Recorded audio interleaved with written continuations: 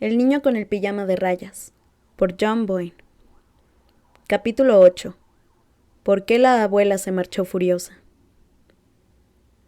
Las dos personas de Berlín a quienes más extrañaba Bruno eran los abuelos.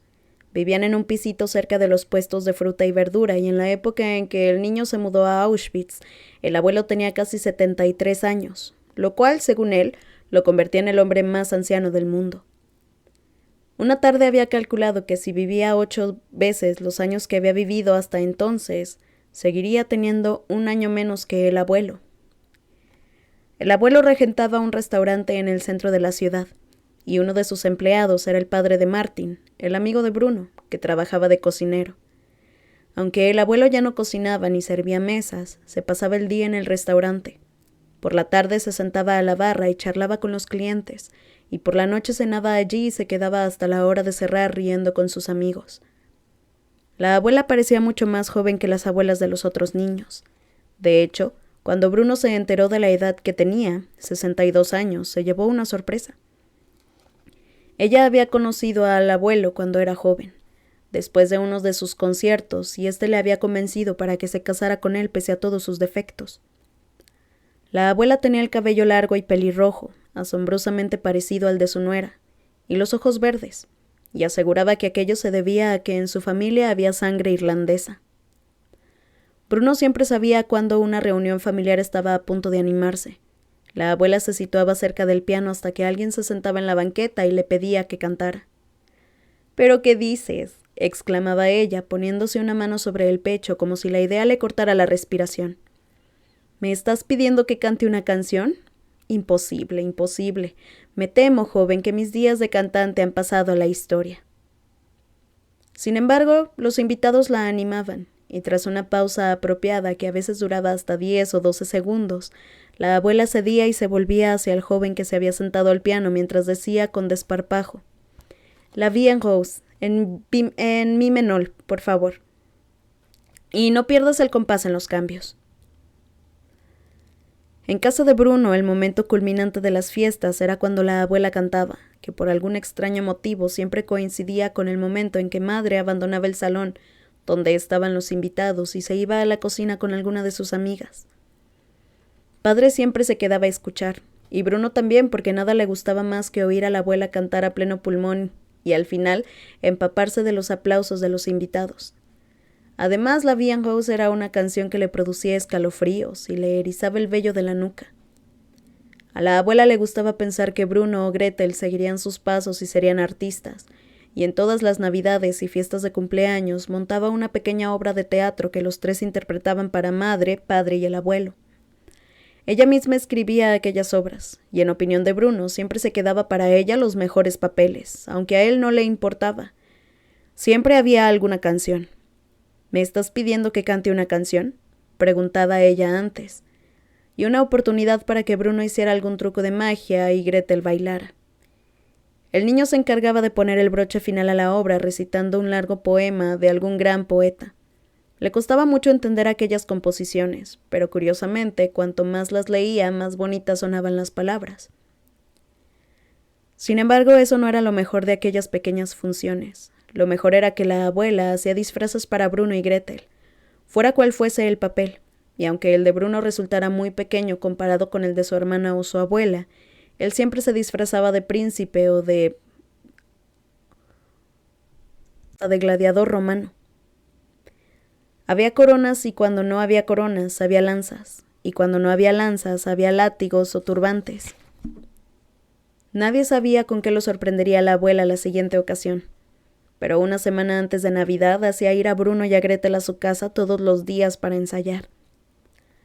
Claro que la última obra de teatro que habían interpretado terminó como El Rosario de la Aurora y Bruno todavía la recordaba con tristeza, aunque no estaba muy seguro de qué había desencadenado la discusión. Aproximadamente una semana antes se había notado mucho nerviosismo en la casa, algo que tenía que ver con que de pronto María, el cocinero, y Lars, el mayordomo, debían dirigirse a padre llamándolo comandante, igual que todos los soldados que entraban, salían y utilizaban la casa, o al menos eso le parecía a Bruno, como si vivieran allí. Durante semanas todos habían estado muy nerviosos. Primero, El Furias y la hermosa rubia habían ido a cenar, algo que había paralizado la casa por completo. Y luego aquello de llamar a padre comandante. Madre había dicho a Bruno que felicitara a padre, y él lo había hecho, aunque sinceramente, y él siempre procuraba ser sincero consigo mismo. No entendía muy bien el motivo de esa felicitación. El día de Navidad, padre se puso el uniforme nuevo, el almidonado y planchado que ahora llevaba todos los días, y la familia al completo lo aplaudió cuando hizo su primera aparición vestido de esa guisa. Era verdaderamente especial, hacía que destacar entre los otros soldados que entraban y salían de la casa, y daba la impresión de que ellos lo respetaban más desde que llevaba su uniforme nuevo. Madre se acercó a él, lo besó en la mejilla y le pasó una mano por la parte delantera de la chaqueta, admirando la calidad de la tela. Los galones del uniforme fueron lo que más impresionó a Bruno, y tras comprobar que tenía las manos limpias, le dejaron ponerse la gorra un rato. El abuelo se mostró muy orgulloso de su hijo cuando lo vio con su uniforme nuevo. La abuela fue la única que no parecía impresionada. Después de cenar y después de que Gretel y Bruno hubieran representado su nueva obra, ella se sentó con aire taciturno en una butaca y miró a padre, sacudiendo la cabeza como si su hijo le hubiera dado un tremendo disgusto. «Quizá me equivoqué en eso, ¿no crees, Ralph?», le dijo. «Quizá las obras que te hacía interpretar cuando eras niño te condujeron a esto, a disfrazarte como una marioneta». «Por favor, madre», repuso padre comprensivo. «Sabes muy bien que no es el momento». «Qué orgulloso estás de tu uniforme», continuó ella, como si te convirtiera en algo especial. «En realidad ni siquiera te importa lo que significa, lo que representa». «Natalie, antes ya hemos hablado de esto», intervino el abuelo, aunque todos sabían que cuando la abuela tenía algo que decir, lo decía por muy inoportuno que resultara. «Antes has hablado tú, Matías», precisó la abuela. «Yo no era más que la pared vacía a la que dirigías tus palabras, como siempre». «Estamos en una celebración familiar, madre», dijo padre, exhalando un suspiro. «Es Navidad. Tengamos la fiesta en paz». «Me acuerdo de cuando empezó la Gran Guerra», comentó el abuelo con orgullo, contemplando el fuego y moviendo la cabeza. «Recuerdo el día que llegaste a casa y nos anunciaste que te habías alistado.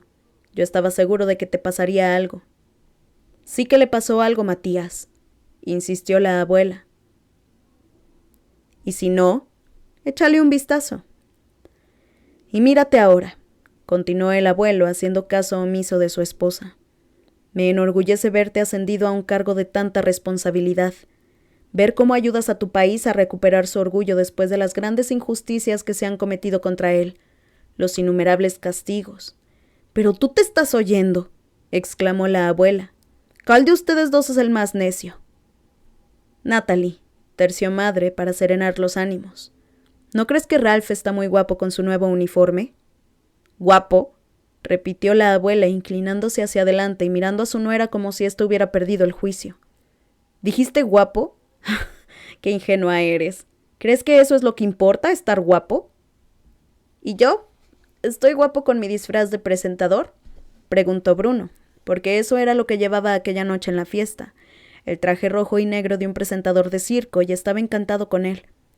Sin embargo, lamentó inmediatamente haber hablado, porque todos los adultos los miraron a él y a Gretel, como si hubieran olvidado por completo que se encontraban allí. «Niños, arriba», dijo rápidamente madre. «Suban a sus habitaciones». «¿Por qué?», protestó Gretel. «¿No podemos jugar aquí abajo?» «No, niños», insistió ella. «Suban a sus habitaciones y cierren la puerta». «En fin, eso es lo único que les interesa a los soldados», continuó la abuela sin prestar atención a los niños. «Estar guapos con sus elegantes uniformes, disfrazarse y hacer esas espantosas cosas que hacen. Me dan vergüenza. Pero no te culpo a ti, Ralph, sino a mí misma».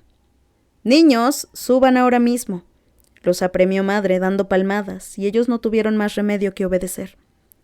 Pero en lugar de ir derechos a sus habitaciones, se sentaron en el rellano de la escalera y trataron de oír lo que decían los adultos abajo. Sin embargo, las voces de madre y padre llegaban muy amortiguadas. El abuelo no se oía, y la abuela arrastraba mucho las palabras y apenas se le entendía.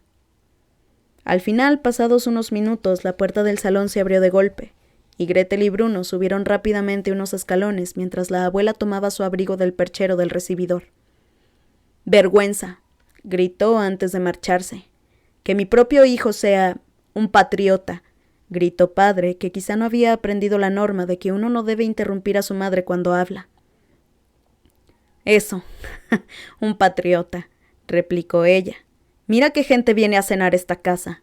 Me dan ganas de vomitar. Y cuando te veo con ese uniforme me dan ganas de arrancarme los ojos», añadió antes de marcharse furiosa y cerrar con un portazo. Bruno no había visto mucho a la abuela desde aquel día, y ni siquiera había tenido ocasión de despedirse de ella antes de viajar a Auschwitz, pero la echaba tanto de menos que decidió escribirle una carta. Un buen día tomó papel y pluma, se sentó y le contó lo desgraciado que se sentía allí y cuánto deseaba volver a su hogar de Berlín. Le habló de la casa y el jardín, y el banco con la placa y la alta alambrada con los postes de madera y los rollos de alambre de espino, y el árido terreno que había detrás y las cabañas, y los pequeños edificios y las columnas de humo, y los soldados. Pero sobre todo le habló de la gente que vivía allí, de sus pijamas de rayas, y sus gorras de rayas, y por último le dijo cuánto le echaba de menos y firmó así: «Tu nieto que te quiere, Bruno».